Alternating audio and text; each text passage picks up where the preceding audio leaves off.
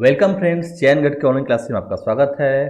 कैसे हैं आप लोग? मैं ऐसा करता हूं आप कुशल होंगे। दोस्तों, आज जो है हम एक आपके लिए फिर से एक नया टॉपिक लेकर आए हैं जो करंट अफेयर से जुड़ा हुआ है। जैसे कि आप जानते हैं, इस चैनगढ़ के चैनल पर, प्लेटफॉर्म पर आपको डेली बेसिस पर न्यूज इन शॉर्ट प्रोग्राम के तहत करंट अफेयर्स की जानकारी दी जाती है। खासकर उन महत्वपूर्ण बिंदुओं पर हम फोकस करते हैं जो एग्जामिनेशन पॉइंट ऑफ व्यू से आपके लिए बहुत ज़्यादा जरूरी है।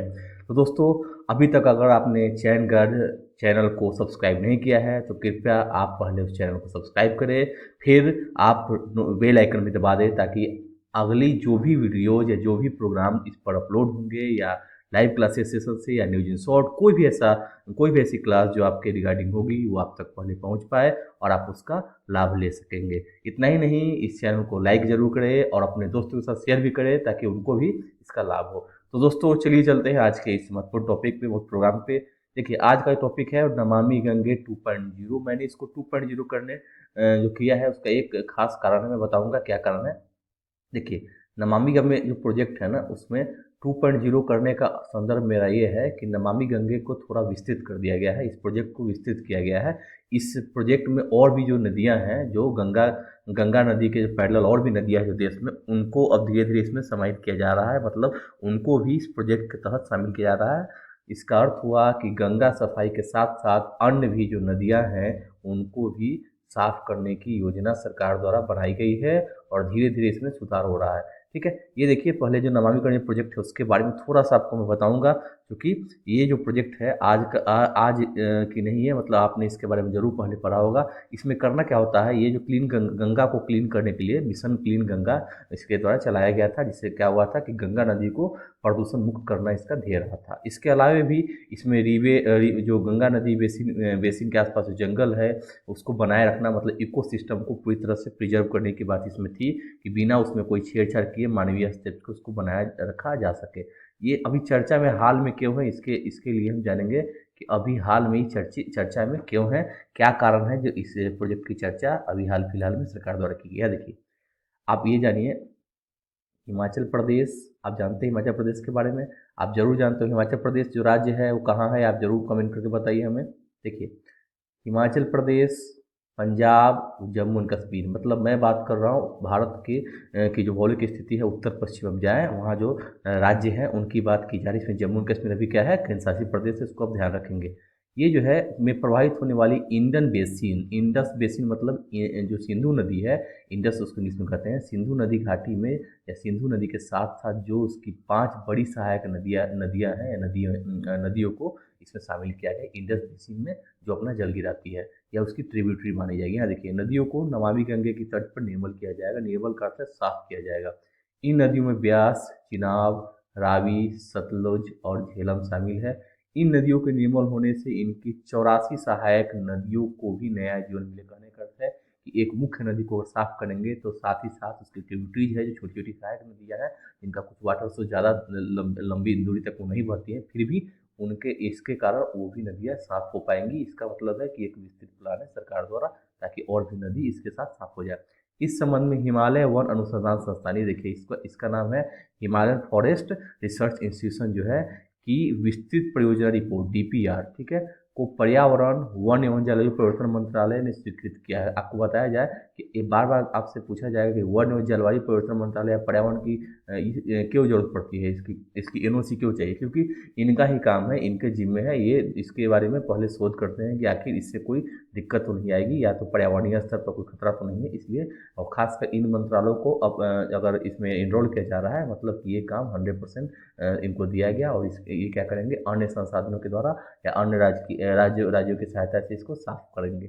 इन नदियों की सफाई के लिए चलाए गए मुहिम का क्रियान्वयन वन विभाग के माध्यम से होगा, जबकि मॉनिटरिंग HFRI करेगी। ये जो संस्था है ये मॉनिटरिंग करेगी, मतलब देख रेख करेगी और जो भी योजना चल रही है सही धरातल पर काम कर पा रही है या नहीं कर पा रही है, सफाई सही में कर पाएंगे या नहीं कर पाएंगे, इसकी जांच भी लास्ट में करेगी। इसलिए इसको रखा गया है। जैसे कि आप जानता है, कोई भी अगर योजना बनाया जाए तो बाद में योजना की मॉनिटरिंग की भी व्यवस्था की जाती है ताकि उसमें कुछ घोटाला ना हो, करप्शन ना हो। इसके अलावा और क्या है, इसके अलावा है 5 बड़ी नदियों को स्वच्छ करने के लिए 1350 करोड़ रुपए का खर्च करने का प्रावधान है, ऐसा बजट दिया गया। ये बजट क्या है, 1350 करोड़ रुपए अनुमानित है। जिसमें 950 करोड़ 4 नदियों पर और एक नदी झेलम पर 400 करोड़ रुपए खर्च किए जाएंगे। क्यों झेलम पे किए जाएंगे? कि झेलम विस्तृत क्षेत्र में है और झेलम हो सके ज़्यादा शुद्ध हो या झेलम का कुछ ज़्यादा हमारे लिए ज़्यादा महत्वपूर्ण नदी है, इसलिए इसको इस पर ज़्यादा खर्च किया जा रहा है। ये तो खैर योजना में जो ये क्यों किया खर्च किया जा रहा है ये तो सरकार बताएगी, हो सके इसको खर्च करने में ज़्यादा मतलब इसको साफ करने में ज़्यादा खर्च लग रहा है, ठीक है। इसमें विशेष मुहिम के तहत मुख्य फोकस वानिकी कार्य, वानिकी मतलब जो नदी है, नदी बेसिन के आसपास खासकर पौधारोपण, पर्यावरणीय दृष्टिकोण से अनुकूल जो पौधे होते हैं उनको लगाया जाएगा। इसमें औषधीय पौधों जिससे दवाई बनती है लेकर झाड़ियाँ उगाई जाएंगी। झाड़ियाँ क्यों? क्योंकि वो मिट्टी को पकड़े रहेंगे, मतलब जो भूस्खलन टाइप का या बार बार नदी से जो कटाव की जो समस्या है उसको दूर करने का प्रयास किया जाएगा। भूजल को रिचार्ज किया जाएगा, मतलब जो वाटर टेबल है, जो वाटर टेबल कम हो गई है पानी, उसको रिचार्ज करने की बात यहाँ पे की जा रही है। जिन जगहों पर नदियाँ औद्योगिक कचरे से प्रदूषित हो गई है वहाँ इनके उपचार के प्रयास करेंगे, मतलब हम वहाँ पर क्या करेंगे, हम वो रिफाइनरी लगाएंगे जो जल को शुद्ध कर सके, जो जो भी प्रदूषित जल है उसको शुद्ध करके फिर उनको उपचार करके तब नदियों में फिर क्या होगा, छोड़ा जाएगा। ऐसा प्लान इनका है, ठीक है। तो इसमें अभी तक आपको कोई दिक्कत तो नहीं होगी। अब आगे बात करते हैं नमामि गंगे प्रोजेक्ट के बारे में कि आखिर क्या है नमामि गंगे प्रोजेक्ट। यहाँ देखिए, नमामि गंगे केंद्र सरकार का महत्वाकांक्षी प्रोजेक्ट है जिसे वर्ष 2014 में शुरू किया था। अगर क्वेश्चन आपसे करे कि इसकी शुरुआत कब हुई, तो ये वर्ष 2014 में इसकी शुरुआत की गई थी। गंगा की कुल लंबाई 2510 किलोमीटर है, ये आप जानते हैं। इसका क्रियान्वयन केंद्रीय जल संसाधन, नदी विकास और गंगा कायाकल्प मंत्रालय द्वारा किया जा रहा है, मतलब 3 मंत्रालयों का समन्वित ये क्या है, योजना है और इनके द्वारा इनका काम किया जा रहा था। लेकिन हाल ही में और भी जो नदियाँ उनसे जुड़ी हैं, जो भी नदियों को जोड़ा गया है इनके साथ कि नहीं, इन नदियों की सफाई जरूरी है। खासकर वो पंजाब के जो हम बार बार कहते हैं कि सिंधु की जो 5 सहायक नदी है उनको भी साफ करने की महत्वाकांक्षी परियोजना अब शामिल हो गई है इसी में। अब हम बात करते हैं अगली, अब हम बात करेंगे कि आखिर ये जो 5 नदियाँ हैं ये है कौन कौन, और इनके बारे में थोड़ा सा डिटेल जान जाइए आप। रावी नदी, यह हिमाचल प्रदेश के कांगड़ा जिले में रोहतांग दर्रा, आपने जरूर सुना होगा, हम बताइए रोहतांग दर्रा किस राज्य में है, से निकलकर हिमाचल प्रदेश, जम्मू कश्मीर तथा पंजाब से पाकिस्तान में एवं फिर चिनाब नदी में मिल जाती है। मतलब कुछ इनका कुछ जल स्रोत जो है वो पाकिस्तान से गुजर के फिर आकर चिनाब नदी में ये रावी नदी मिल जा रही है। इसका ऋग्वैदिक कालीन नाम परुस्नी है, ये भी याद रखिएगा कि ऋग्वैदिक कालीन नाम रावी का परुस्नी है। इसे लाहौर नदी भी कहा जाता है। यह अमृतसर और गुरदासपुर की सीमा बनाती है। आपको याद रखने वाला है कि पंजाब में ही दोनों जिले हैं, दोनों इंपोर्टेंट जिले हैं, इनकी सीमा ये रावी नदी के द्वारा बनाया जा रहा है। इसके अलावा ब्यास नदी, अब ब्यास नदी के बारे में जानिए।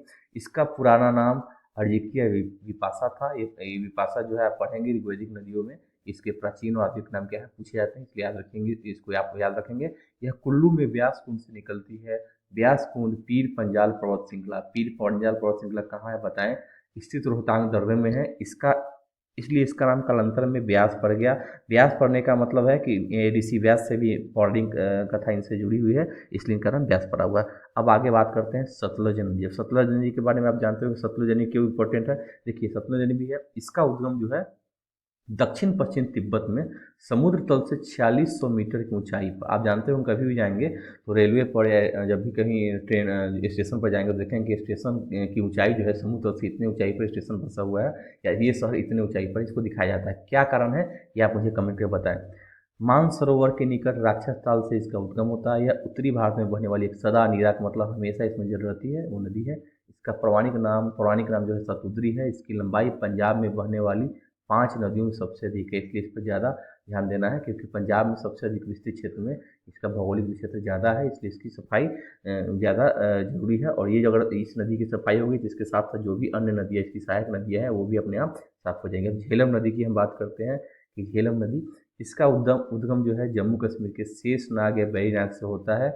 बितिस्ता झेलम नदी का वास्तविक नाम है, मतलब पुराना नाम है, पौराणिक नाम है। कश्मीरी भाषा में इसे व्यर्थ कहते हैं। अब ये तो खैर इस नदी का डिटेल हुआ कि झेलम नदी। अब आगे आते हैं चिनाब नदी, अब इसके बारे में थोड़ा सा जानिए। यह भारत के हिमाचल प्रदेश के लाहौल स्पीति जो जिले हैं, लाहौल स्पीति घाटी भी आपको पता होगा, जिले के चंद्रा और भागा नदियों के संगम से बनती है। मतलब चंद्रा नदी और भागा नदी दोनों ही मिलती है, इसका नाम बाद में चिनाब हो जाता है। यह सिंधु नदी की एक सहायक नदी है जो जम्मू कश्मीर के जम्मू क्षेत्र से होकर पंजाब पाकिस्तान के मैदानी भाग क्षेत्रों में बहती है। मतलब ये भी जानिए कि जो नदी दोनों, इसका जल क्षेत्र जो है अंतर्राष्ट्रीय सीमा बनाती है, मतलब ये पाकिस्तान में भी इसका भाव है।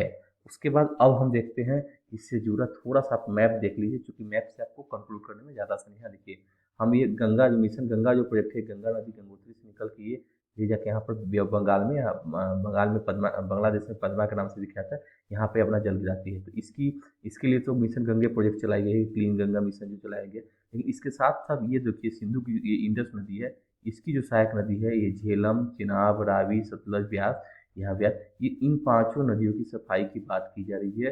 क्यों की जा रही है? क्योंकि इन इसकी सफाई अगर होगी, इसके कार्य का अगर निर्वहन हो पाएगा, सफाई जल स्रोत अगर हमेशा सदा नीरा टाइप हो जाएंगे, तो इस क्षेत्र में सिंचाई की या तो सबसे अधिक फायदा होगा कि सिंचाई जो है वो ज़्यादा मात्रा में हो पाएगी। क्योंकि आप जानते हैं ये जो क्षेत्र राजस्थान का ये जो क्षेत्र है, यहाँ पर कुछ कुछ ऐसे क्षेत्र हैं जो पूरी तरह से क्या है, सूखाग्रस्त हैं और रेगिस्तानी हैं। खासकर अगर इन नदियों की सफाई हो जाए और जल का स्रोत अगर अविरल हो जाए, तो इससे ज़्यादा फायदा क्या होगा, कृषि में उत्पादन ज़्यादा हो पाएगा। इससे जल से संबंधित अन्य भी जो कृषि कार्य हैं यहाँ पर शुरू हो पाएंगे, आर्थिक संरचना का विकास हो पाएगा। और इसके साथ ही जल से यहाँ पर्यटन परिवहन की जो सुविधा है, जल परिवहन की, ये भी यहाँ पर स्टार्ट की जा सकेंगी। इसके साथ साथ यहाँ पर लोकल व्यवसाय, छोटे छोटे स्तर पर जो भी हम हल्का फुल्का बिजनेस करते हैं, ये भी इस क्षेत्र में हम कर पाएंगे। क्योंकि एक बार अगर ये डैम यहाँ बनाया, डैम यहाँ पहले से बनी हुई, लेकिन एक बार अगर नदी का स्रोत अवरुद्ध हो जाए, तो यहाँ पर क्या होगा, जो भी गाद है, जो भी नदी गंदी है, ये साफ हो जाए, यहाँ पर वानिकी कार्ड लगा दिया जाए, बहुत सारा वन लगा दिया है, तो वन से औषधि उत्पन्न होंगे, तो मेडिसिन क्षेत्र में बहुत आगे जाएंगे। यहाँ पर बहुत सारे ऐसे लोकल मार्केट का भी निर्माण हो जाएगा। तो यह इसलिए मैं बता रहा हूँ कि इसलिए मेरा ये कहना है कि कोई भी अगर प्रोजेक्ट है, उस प्रोजेक्ट का बहुत ही ज़्यादा मल्टी ये डायमेंशनल उसका व्यू होता है। क्योंकि देखिए, अगर एक ही आप यहाँ पर एक नदी सफाई को सिर्फ नदी सफाई से जोड़कर ना देखें, इसके साथ और भी क्या लाभ है आर्थिक क्षेत्र में, उनको भी आपको ध्यान रखना है। और अगर कोई आर्थिक क्षेत्र में कोई भी कदम उठाए जाएंगे, उसका ज़्यादा लाभ किसी में, वो लोकल जो स्थानीय निवासी है या उस राज्य के निवासियों को होने वाला है, और सरकार को एक टैक्स का भी एक आधार बन पाएगा। तो इसलिए मैं बता रहा हूँ कि किसी एक जो पॉइंट है उसको थोड़ा विस्तृत होकर आपको सोचने की जरूरत है, और संदर्भ उसका थोड़ा ज़्यादा आप रखें, तभी हम ये मान के चलेंगे कि आप ओपन माइंडेड होकर किसी प्रश्न को हल कर पाएंगे। अब इससे जुड़ा जो आपने पढ़ा, इससे जुड़ा एक प्रश्न है, आप ये करिए। देखिए प्रश्न है, नमामि गंगे प्रोजेक्ट के संदर्भ में निम्नलिखित कथनों पर विचार कीजिए। 1, यह केंद्र सरकार की महत्वाकांक्षी प्रोजेक्ट है जिसकी शुरुआत वर्ष 2014 में की गई थी। 2, इसका क्रियान्वयन केंद्रीय जल संसाधन, नदी विकास और कायाकल्प मंत्रालय द्वारा किया जा रहा है। इनमें से उपयुक्त में से कौन सा से कथन सत्य है? आप बताइए। ए केवल 1, बी केवल 2, सी 1 और 2 दोनों, डी न तो 1 और न ही 2। 10 सेकेंड का समय आपको मिल रहा है। मैं मान के चलता हूँ कि आपने ज़रूर सॉल्व कर लिया होगा। तो मैं मानता हूँ कि आपने, क्योंकि अभी हाल तुरंत मैंने पढ़ाया, तो इससे ज़्यादा दिक्कत आपको नहीं होगी।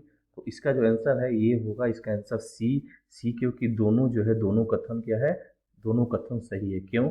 यहाँ आप ध्यान से दीजिए, दोनों कथन इसलिए सही कि मैंने ऊपर जब मैं पढ़ा रहा था तो आपको बताया कि यह केंद्र सरकार का महत्वाकांक्षी प्रोजेक्ट है, जिसकी शुरुआत 14 में हुई थी। मैंने शुरुआत में चर्चा की थी कि कब शुरू हुई थी, ये इंपॉर्टेंट है, ठीक है। इसके अलावा भी मैंने हिंट पहले ही दे दिया था। इसका क्रियान्वयन केंद्रीय जल संसाधन, नदी विकास और कायाकल्प मंत्रालय द्वारा किया जा रहा है। और साथ ही साथ अब जो नमामि गंगे 2.0 की मैं जो बात कर रहा हूँ, उसमें और भी 5 नदियों को जोड़ दीजिए, और इसको उसमें आप मिला के समाहित करके पढ़ें कि आखिर जब 5 नदियाँ जो साफ हो पाएंगी, की जाएंगी, तो उससे क्या क्या लाभ होंगे। तो दोस्तों, आज का जो ये कार्यक्रम है, आज का जो एपिसोड था करंट का न्यूज इन शॉर्ट, वो यहीं पर मैं खत्म कर रहा हूँ। दोस्तों, अभी भी आपने अगर इस चैनल को सब्सक्राइब नहीं किया है, तो आप पहले यूट्यूब पर जाए, चैनगढ़ IAS टाइप करें, और चैनगढ़ प्लेटफॉर्म जब आपको चैनगढ़ मिल जाए, तो चैनगढ़ को पहले आप सब्सक्राइब कर दें।